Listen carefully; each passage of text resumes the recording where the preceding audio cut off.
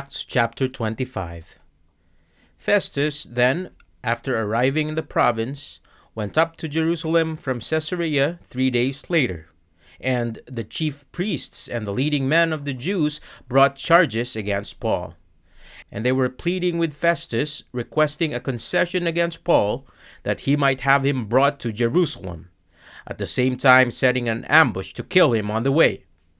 Festus then answered that Paul was being kept in custody in Caesarea, and that he himself was about to leave shortly.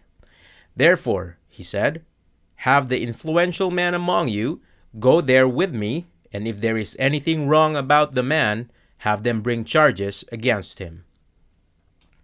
After Festus had spent no more than 8 or 10 days among them, he went down to Caesarea. And on the next day he took his seat on the tribunal and ordered that Paul be brought.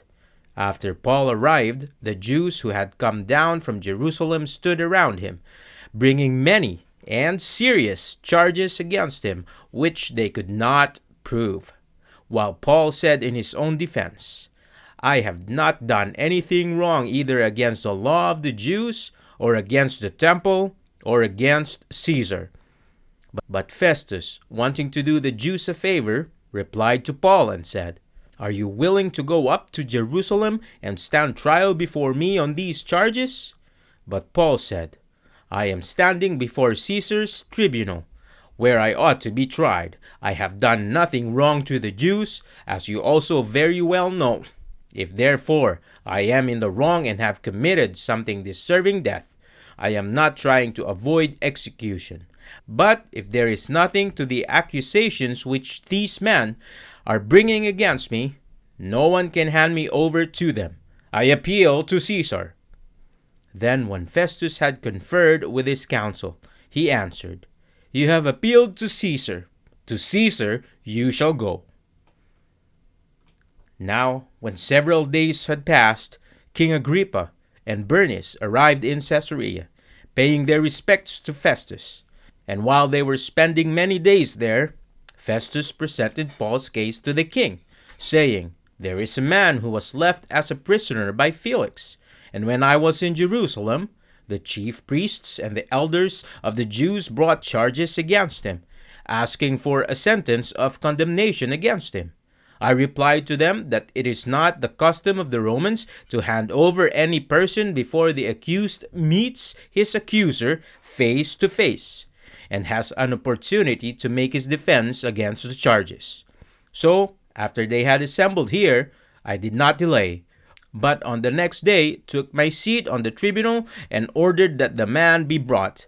When the accuser stood up, they did not begin bringing any charges against him of crimes that I suspected, but they simply had some points of disagreement with him about their own religion and about a dead man, Jesus, whom Paul asserted to be alive.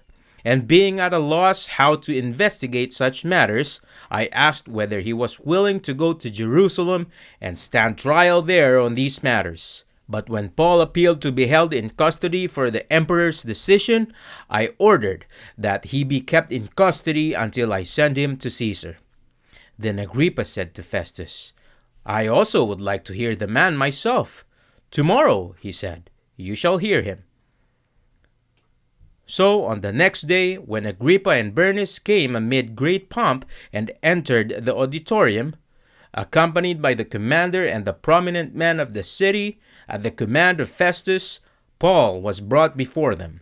And Festus said, "King Agrippa, and all you gentlemen present with us, you see this man about whom all the people of the Jews appealed to me, both in Jerusalem and here, shouting that he ought not to live any longer.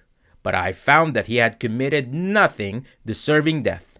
And since he himself appealed to the emperor, I decided to send him. Yet I have nothing definite about him to write to my lord. Therefore I have brought him before you all, and especially before you, King Agrippa, so that after the investigation has taken place, I may have something to write. For it seemed absurd to me in sending a prisoner not to indicate the charges against him as well."